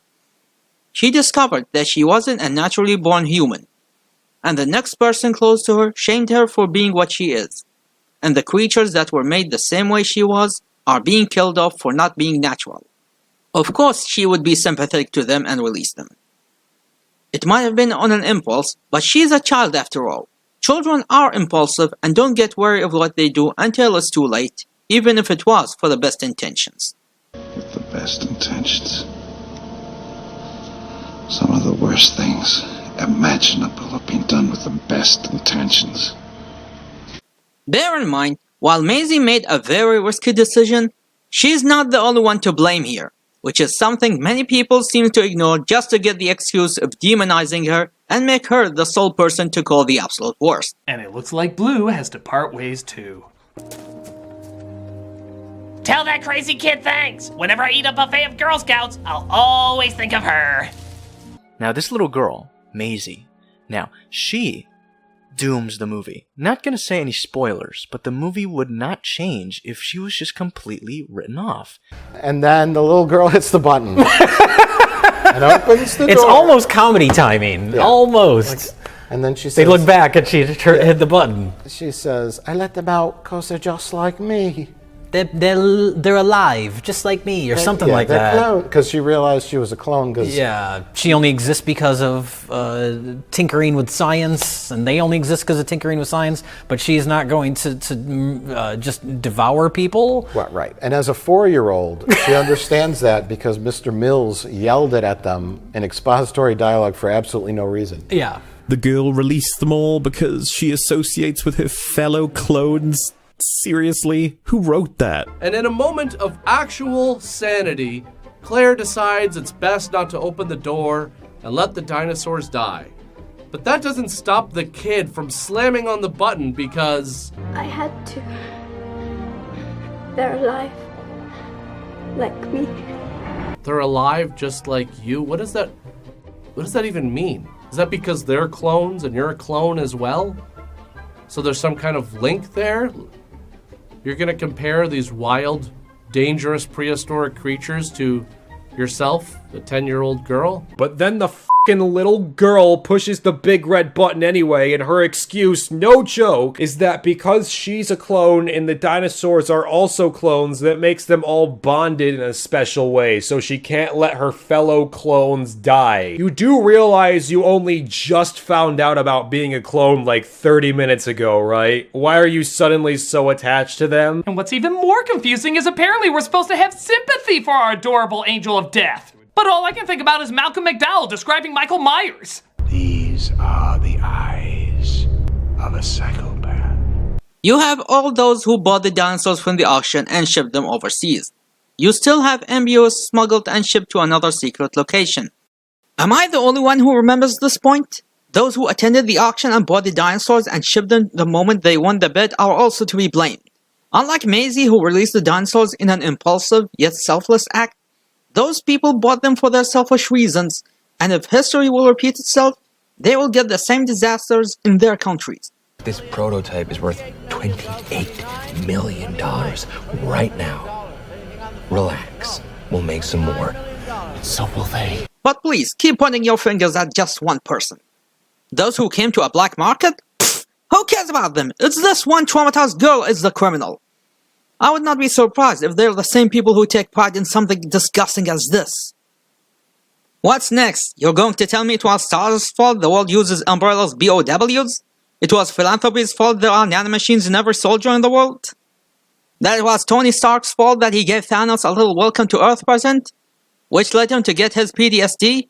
Which led him to create Ultron? Which led to the destruction of Sokovia? Which led to the Civil War? Which led to splitting the Avengers apart? Which led to their defeat by Thanos, which led to the destruction of half the universe as payback for that present? Because by your logic, it's all Tony Stark's fault. But it's okay. At the same time, We can forgive a megalomaniac who led an army to invade our world and dethroned his father and plotted to kill his brother because he said sorry and made a pointless heroic sacrifice. That makes everything awful he did A-okay. Your reasoning is hardly logical. This is another theme the franchise has been going with since the first novel, that doesn't get attention because everybody was focused only on the dinosaurs. The theme of shared responsibility. By the end of the novel, when the characters were leaving the island, everyone was asked, "Who is in charge? Are you the one in charge?" Nobody is in charge. This franchise was never black and white. It was all gray. Everybody made morally ambiguous decisions that either made a short-term effect or long-term effect. Lots of decisions were made with good intentions, all ended setting paths to a multitude of bad events. Either it was planned that way from the start, or unintentional branching domino effects resulted from rash decisions. Who authorized you to do this? You did? You didn't ask for reality. You asked for more teeth. I never asked for a monster. Monster is a relative term. You betrayed a dying man for money. Claire, I admire your idealism, but we both exploited these animals. At least I have the integrity to admit it. I never, ever did You anything authorized the remotely creation of the illegal. Indominus Rex. You exploited a living thing in a cage for money. How is that different, huh? And you, the man who proved raptors can follow orders. You never thought about the applications of your research, Owen? How many millions a trained predator might be worth? Every decision ended up leading to bigger things, and no single person to blame here. Everybody shares one huge responsibility to everything happened for over 25 years.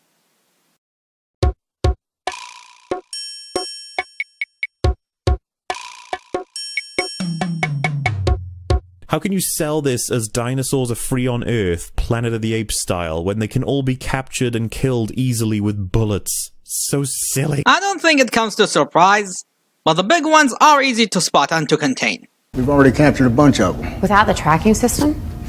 The big herbivores are easy to find. However, there are still some factors that may make this a bigger challenge than what it seems to be. The first thing you have are the circumstances of their escape.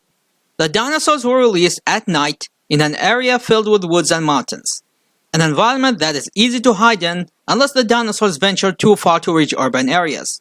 None of the characters call the authorities to alert them about the situation as far as our knowledge, and I don't think any of the attendees of the auction are willing to call them unless they're willing to confess about being part of a black market.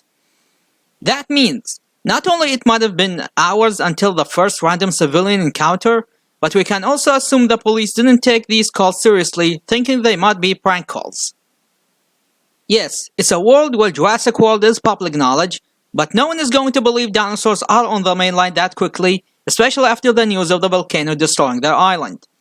For the public, the dinosaurs are extinct again. And we all know how easy it is to fake videos and photos on social media, so it would be normal if no people will believe that these events are actually happening. So even if dinosaurs became public knowledge, it might have been too late to round them up. The dinosaurs took the woods and mountains as their new home, and like many wild animals who live in isolation or very few in numbers, they are not going to be easy to locate and isolate. You have Indominus from one movie prior being too difficult to locate because she didn't have her tracking device and could easily hide using camouflage and temperature adjustment. They needed to track her by smell in order to find her, and that was a small jungle. And if someone will bring in the tracking devices in the dinosaurs, they're useless at the moment. Reminder, they needed to access the systems of the park in order to use them.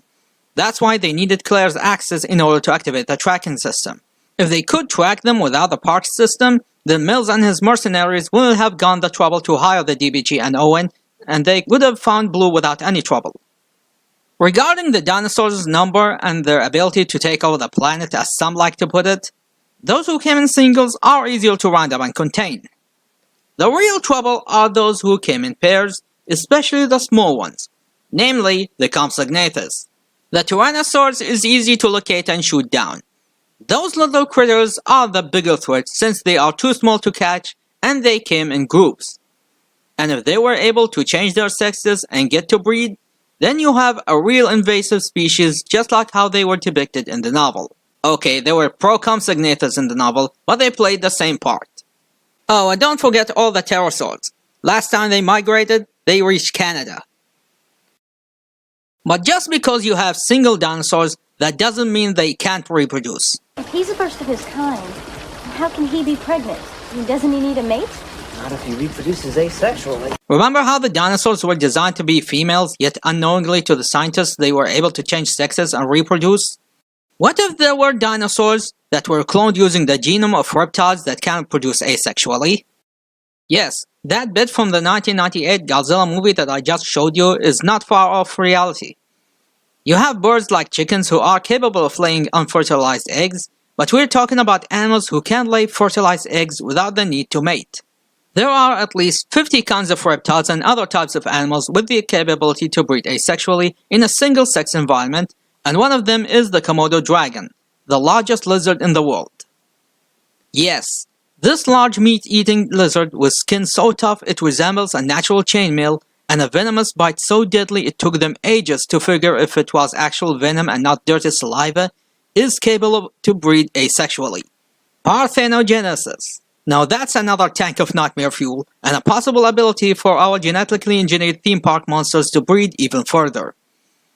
Science has created creatures far more complex than what they had imagined, and all to make them look cooler without foreseeing any of these possible situations.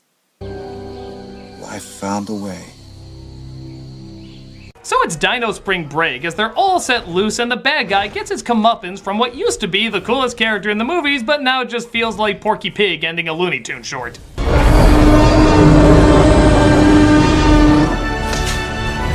Oh my god. No respect for Roberta. Yeah, you can eat him if you find him. Make sure to swallow him whole so they never find the body. First, I want to point out how brilliant was this moment.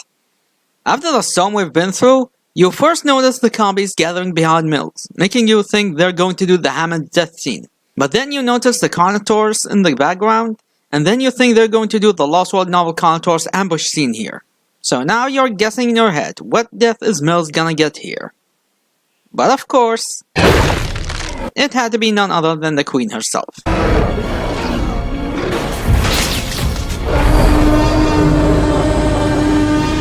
Now that I got that part out of the way, let's talk about these stealth attacks. It's not inaccurate. Large dinosaurs shaking the ground with each sip is one of the oldest dino cliches in dino history.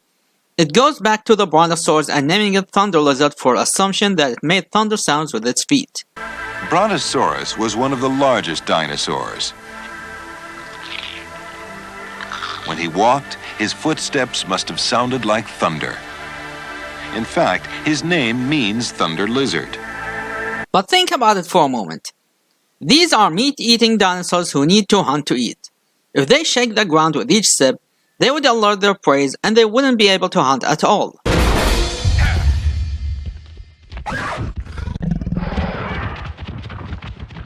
As large as these animals are, they are quite stealthy. Why? Because they walk on their toes, not the full feet. Elephants walk on their toes, with the rest of their feet being lumps of cushioning fat. That's why they can sneak in farms without anyone noticing. By walking tiptoe, they reduce the surface area of their feet to the ground. That's how they walk around without making much noise or alerting their prey.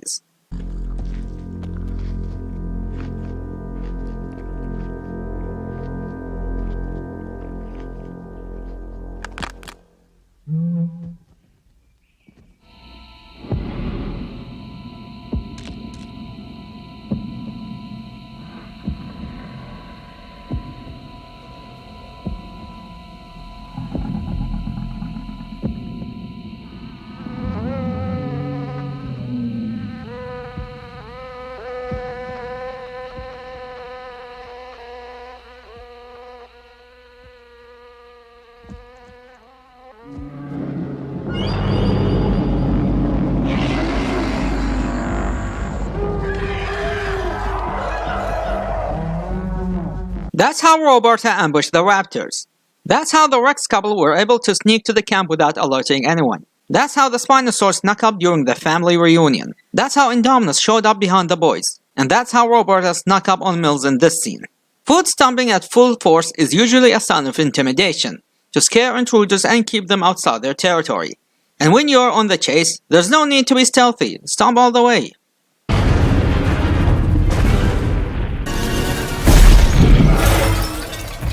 It's almost as confusing as where the hell did this one come from? Was she captured in a sea tank that also opened up with the door? Or did she literally swim all the friggin' way to a California beach? Okay, I have to ask, is Doug the only one writing these scripts? I mean, the rest of his cronies should have also read the same script if they're part of all of this.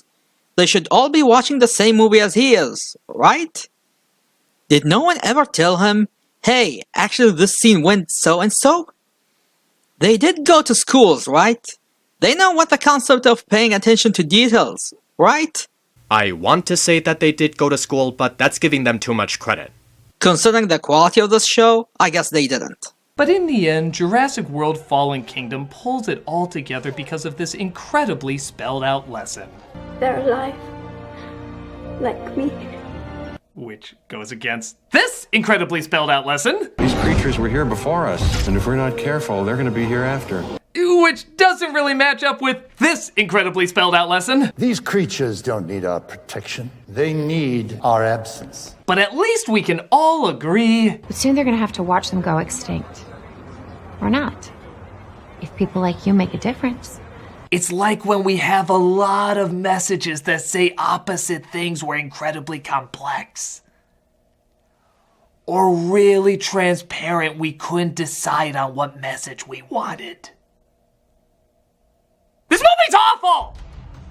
I'll give credit that the effects are pretty good, much better than some of the previous ones. I'll also give credit that it is kind of a so bad it's good kind of flick. I mean, they just constantly throw stupid shit after stupid shit at you. It's relentless in the amount of dumb it spits in your face. But that's not what people wanted. They wanted a real Jurassic Park film, one that's fun, but also made some semblance of sense and gave us something new and different. Instead, we pretty much got the worst of all the other Jurassic Park movies. All the weaknesses, none of the strengths, everything that didn't work in those past films is showcased in this one. It's stupid, it's corny, it's pretentious, and it's preachy. Even though half of the time it doesn't know what it's preachy about. I don't care if it made money. To me, this is a Jurassic flop. Wow. That was awful. This was painful. Never thought I'd see something worse than his pathetic attempt at movie making with Jurassic World, and wow. Even with clips, this thing is atrocious. For a supposed critic who was going to slam what he thinks a terrible movie, there's a severe lack of pointing out most of what people have complained about. You know, the things I wasted my previous months working on. But then again, I should have expected that seeing the lazy production reviews from him. All the jokes he made are flat, don't make sense, lazy, and cheaply insulting to the intelligence of the viewer. No effort was put into this. He just saw a bad movie, and it feels like he went on autoplay as he goes on. Making this the worst Jurassic Park review he had ever done in his schlock of a show. And since he brought us nothing of real value, let's see what else is there to talk about.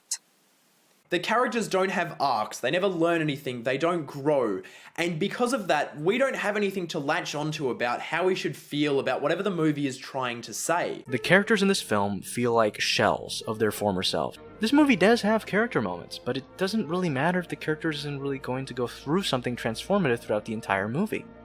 No character arc, nothing. And that is coming from someone who is a fan of this franchise. And here's another common criticism of this movie. The characters' lack of development. Or to be specific, Claire and Owen. The only characters that truly change are Claire and this little girl called Maisie Lockwood. No spoilers, but Claire's change from the beginning to the end of the movie means absolutely nothing.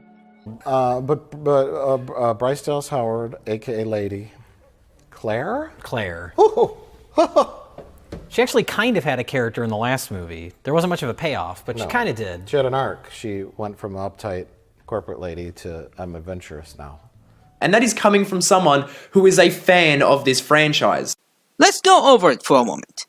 In Jurassic World, both Claire and Owen received their development. Claire in particular is parallel to John Hammond's development. They both started as people of business who put profits and investor satisfaction over everything else, and like any business, they thought they had their plans and vision under control. And they both went through a life-endangering experience where they had to choose their loved ones over their dreams, leaving it in ruins.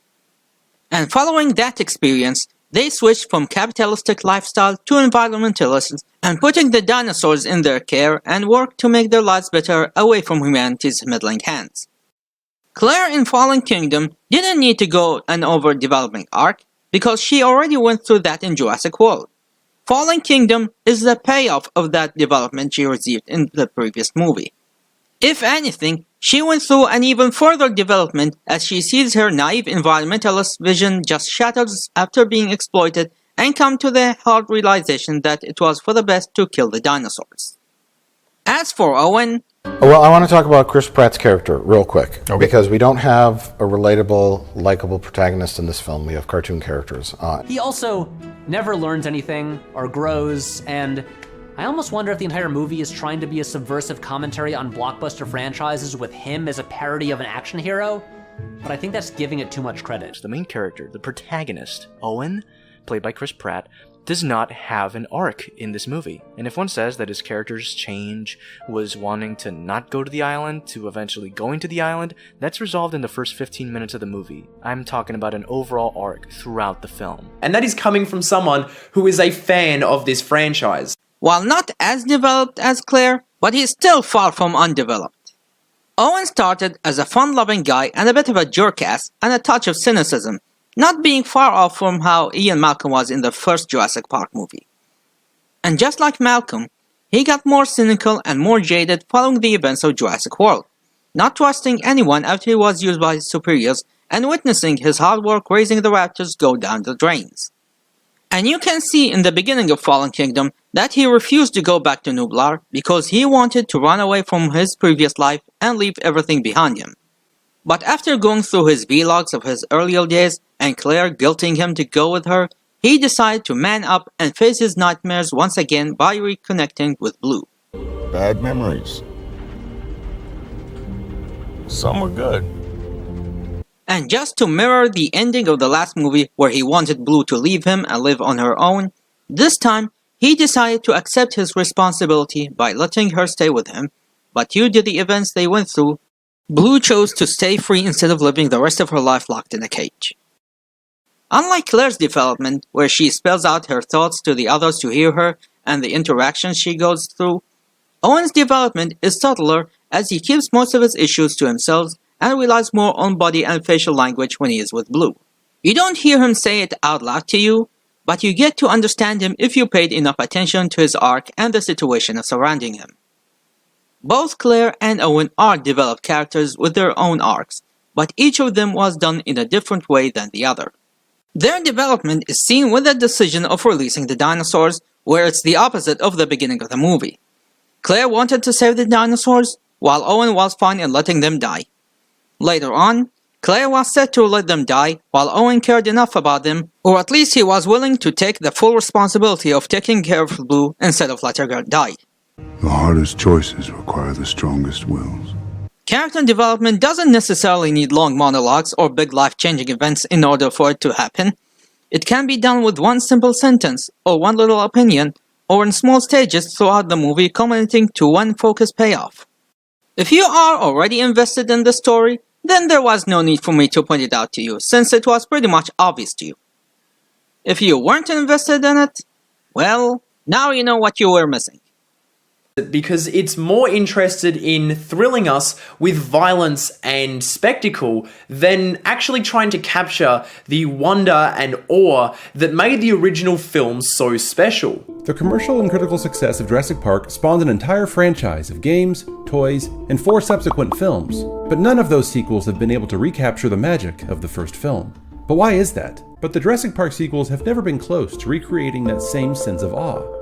The premise of humans surviving on a dinosaur-infested island is difficult to build on, which is why every sequel feels like it's retreading on tired ground. First thing they do is rip off Jurassic Park, because, I mean, what else can happen in these films outside of the scene where they all look surprised by the Brachiosaurus walking past? We gotta get that one in, don't we, folks? You have absolutely no respect for the franchise that you're attempting to grow. You took superficial elements like shoving as many dinosaurs down our throats as possible while arbitrarily bringing back references or characters to make us giddy to think we might experience an appreciation for this film as we did for the classic, while at the same time you openly forget established rules to your universe in order to tell your story. Just gotta fit in some more of that nostalgia placement, since that's the only thing that this series has at this point. And yeah, movie, you're not good enough to pretend you're on par with the first film. Stop it.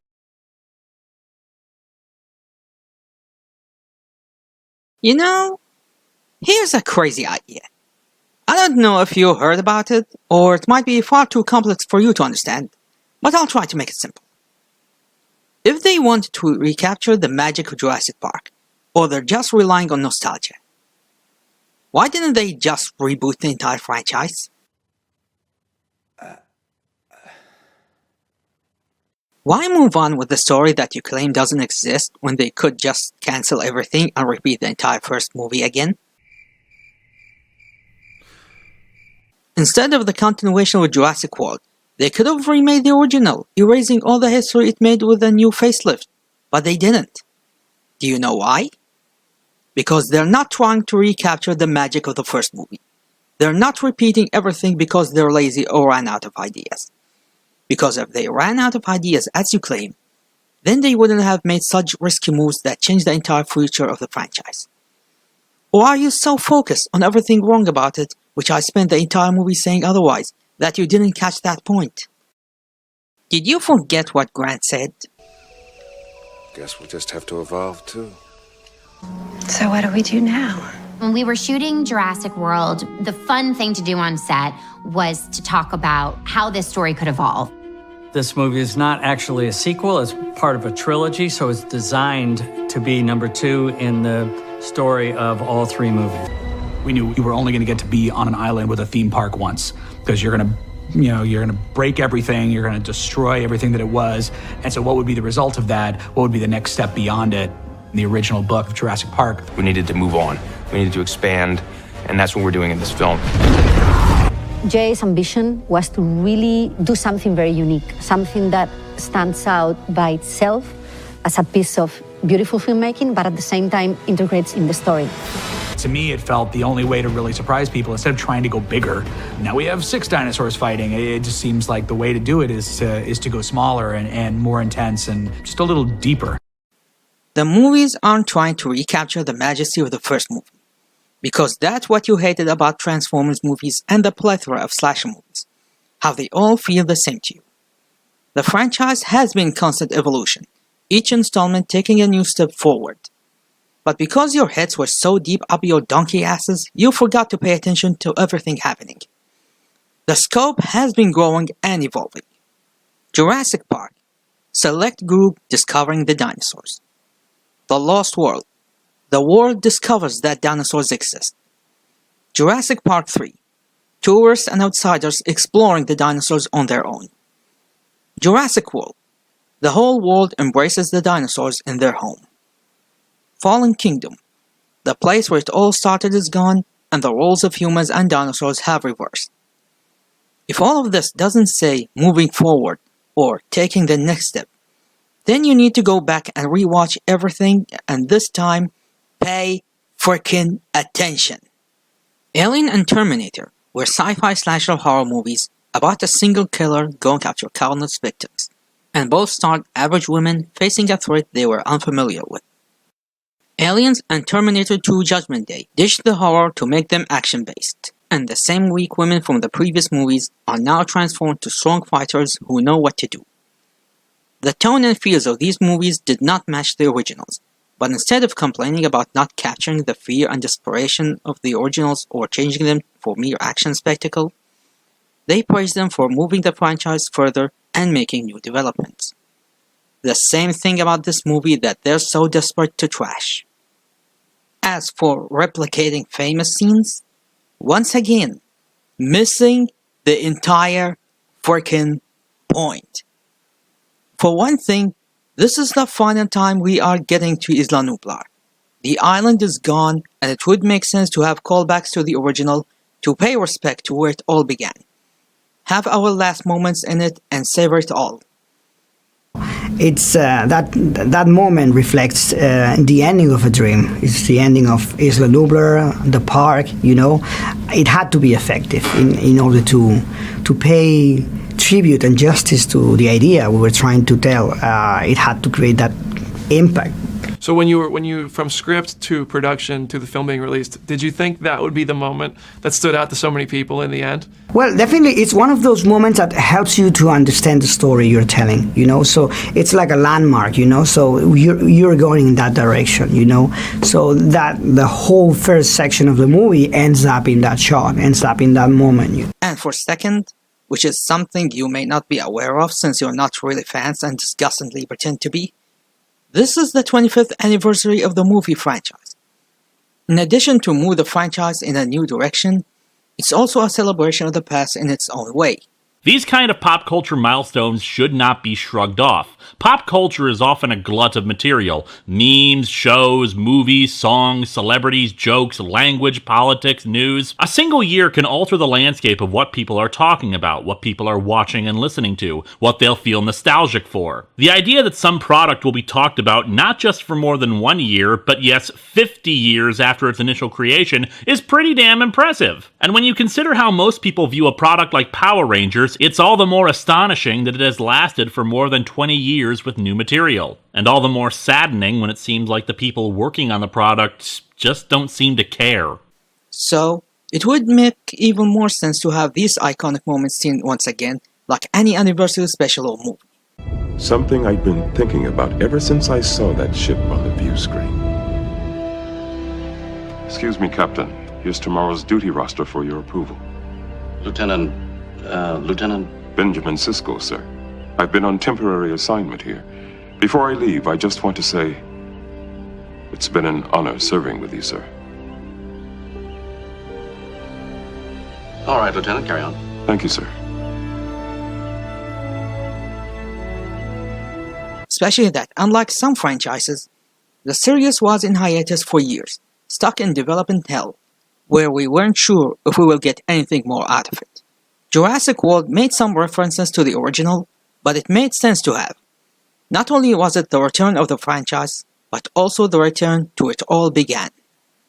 So, little trips down the memory line would be even more appropriate to have here, in this anniversary celebration. A celebration of a franchise that influenced many and built the careers of many others. And for me, it was very special because I grew up watching these movies, and having Steven's approval was something very special. It's unfortunate that some people completely missed the entire point. So unfortunate. Everybody who made this hates the first movie. The writing is atrocious. I don't think it knows. I really, truly believe that Colin Trevorrow does not know what he's doing. The first damn film made sense, the rest of them forgot what sense is, and that's what bothers me. I guess the writers are just so bad that they had to pull shit out of their ass whenever they need the plot to go forward. It is an unbelievably stupid script. No. The writing of this movie is excellent. It makes sense to everything that came before, and it's not as idiotic as you jerks try to think it is. Every plot hole you complain about has an explanation. Every illogical thing you question makes total sense and is consistent to everything that was established prior to it if you actually use the piece of meat in your head called brain. Just because you didn't understand it, that doesn't mean it's terrible. The problem is not in the movie, it's in you. Instead of wasting your time trying to think how nothing makes sense, you should have wasted it trying to put sense into it. But no, you were busy laughing and ridiculing excellent writers, excellent directors, excellent producers, and excellent actors. I think there's great chemistry between Bryce and Chris, but I think it's evolved to a point that now they can basically find a new way of relating to each other, which has just as much comedy as it does drama. Bryce always wants to be so good at everything that she does, and you can tell. I mean, every take is getting better and better and better with her, you know? And you can ask her anything. You can ask Bryce absolutely everything, and she will give it to you. magic.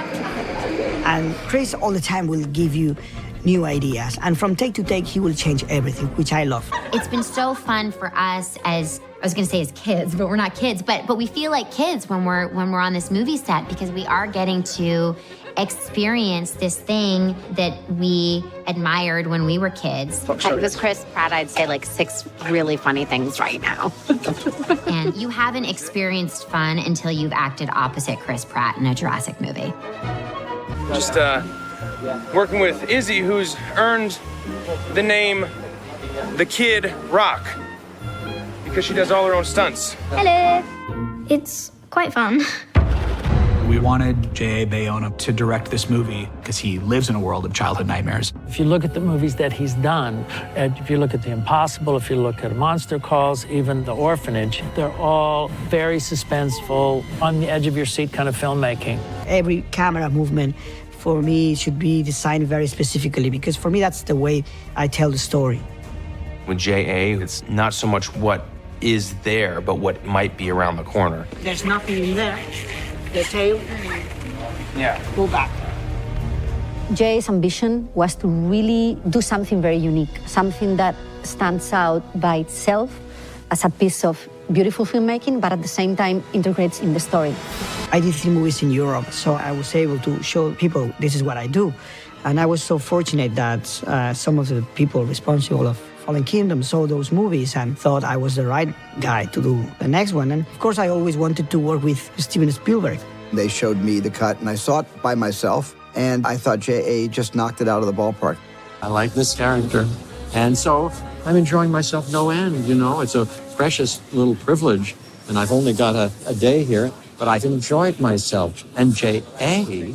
has been fantastic at articulating the issues in the movie, and maybe by my character, of the misuse of science and bad ethics and all of that.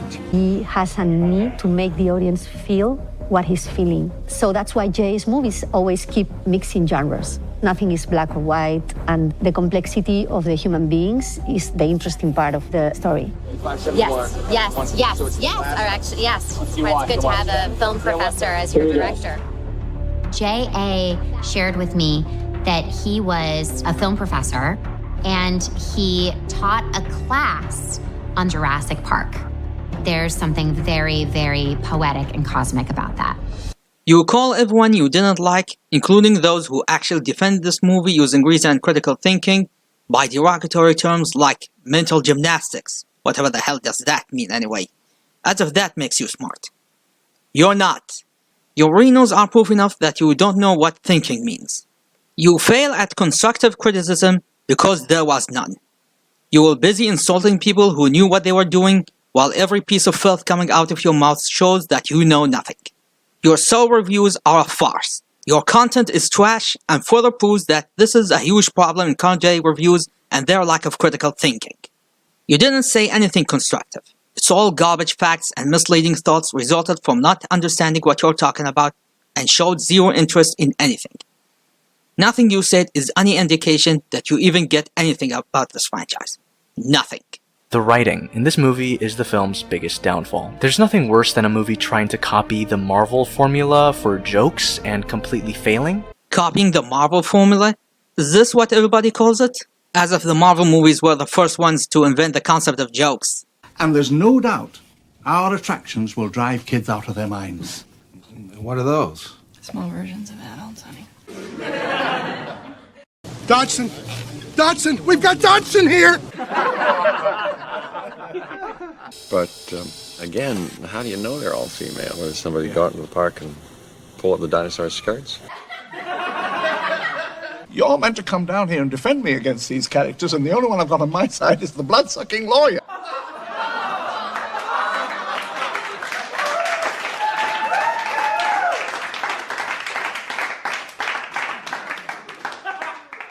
Boy, do I hate being right all the time. Remind me to thank John for a lovely weekend. Think I'll have that on the tour? They opened Disneyland in 1956. Nothing worked. Yeah, but John, if the Pirates of the Caribbean breaks down, the pirates don't eat the tourists.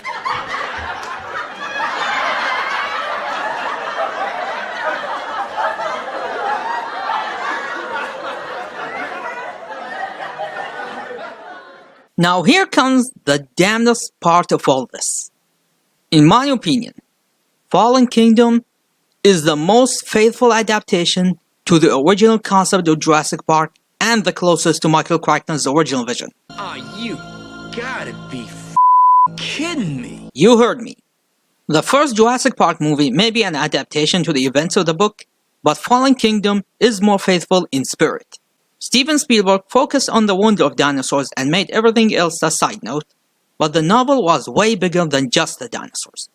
It explored the concept of chaos far more than what the movie has offered, and focused a lot on the business side and how greed, corruption, and lack of business ethics can bring to you if you were focused solely on gaining profit without focusing on other essential stuff. It showed how anything big can happen by the smallest acts, how there is no single person is responsible to everything, and anybody can be responsible for everything.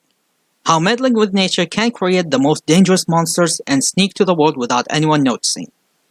And all of this is found in Fallen Kingdom. A lot of the dialogue that he has in the Senate hearing is from Michael Crichton. It's from the book, Jurassic Park. And it's amazing how many ideas that apply to this movie are in the original book. It may have been not a direct adaptation of Jurassic Park the novel, but I sure understood what it is about far better than the original movie. And this is coming from a real fan of this franchise.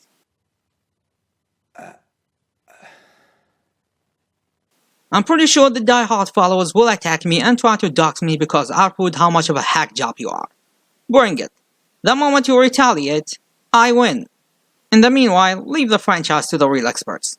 Let us, who knows the ins and outs of these movies and books, handle all criticism about them.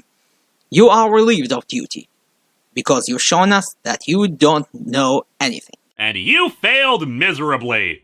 Can you explain to me the meaning of mic drop? I never got what was so special about it.